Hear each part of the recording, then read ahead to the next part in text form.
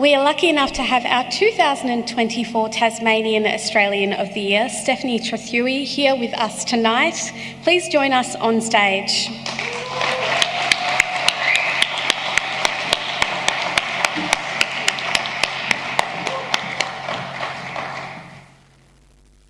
Good evening, everyone. Thank you so much. Firstly, a huge congratulations to this year's nominees.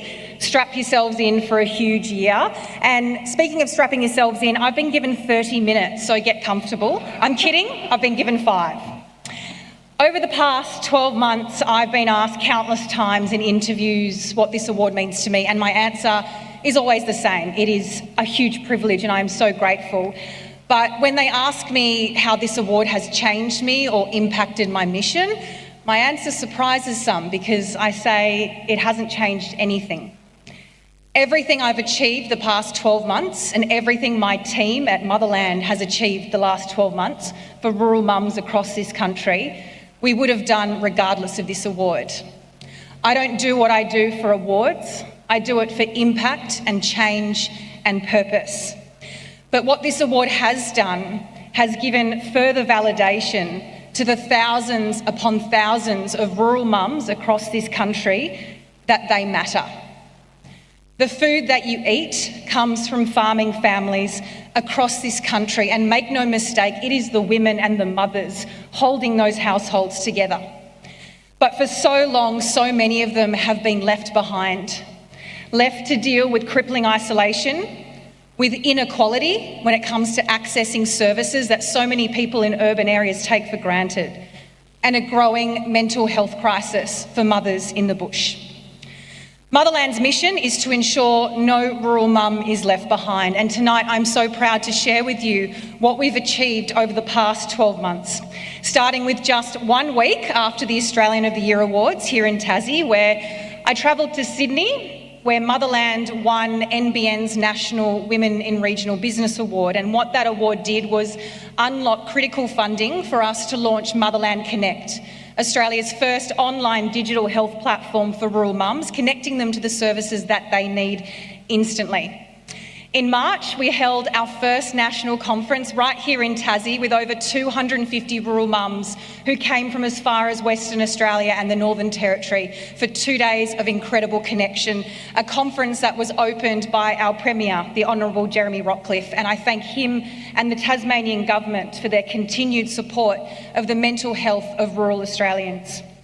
Our charity held 4 fundraising events in communities across the country, including Gundawindi, Queensland, Kangaroo Island, South Australia, and Spring Ridge and Bibbinlook in New South Wales.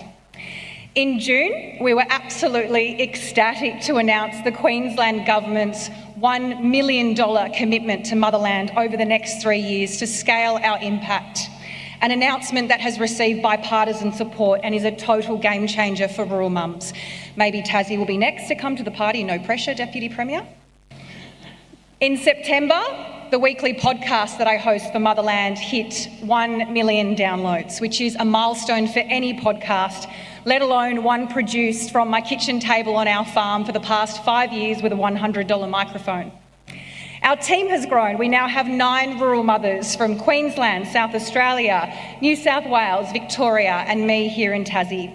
We've supported over 300 rural mums through Motherland Village, Australia's first online rural mothers group program, connecting them to their own personalised support group, many of whom have accessed our program through our scholarship fund. We've improved the mental health of 95% of participants who came through our program and said they were struggling before joining. Our online community is 20,000 rural women strong, so it's safe to say that we're heading into 2025 feeling so excited for what lies ahead, and to have the support of so many influential people across rural communities and also on both sides of politics, both state and federal, is incredible. The magic of Motherland is growing and it's gaining more and more momentum. I want to say a huge thank you to the entire National Australia Day Council, led by the legend himself, Mark Fraser. Your team has been phenomenal to me this year, thank you. I want to say a huge thank you to the media nationally. Right here at home in Tasmania, I want to say thank you to the Mercury, the Examiner, the Advocate, the Tas Country and Win News, for your integrity and your support of me and the mental health of rural mothers. This year will be a year to remember, and I want to finish by thanking disappointment and hard work for building me into who I am today. One of my favourite quotes in the entire world is, "Everyone is jealous of what you have, but no one is jealous of how you got there."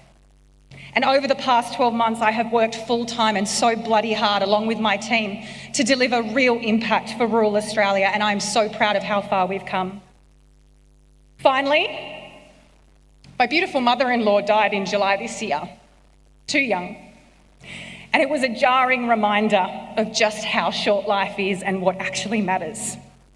So to my beautiful husband, Sam, and our two babies, Elliot and Evie, the past 6 years have been the breaking of us, but ultimately the making of us.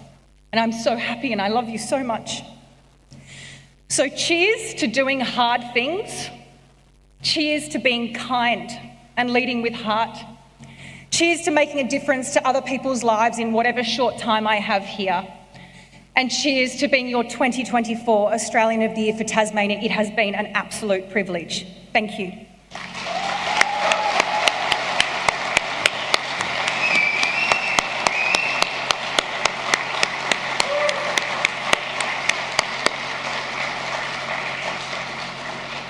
Thank you very much, Steph. An absolutely huge year for Motherland.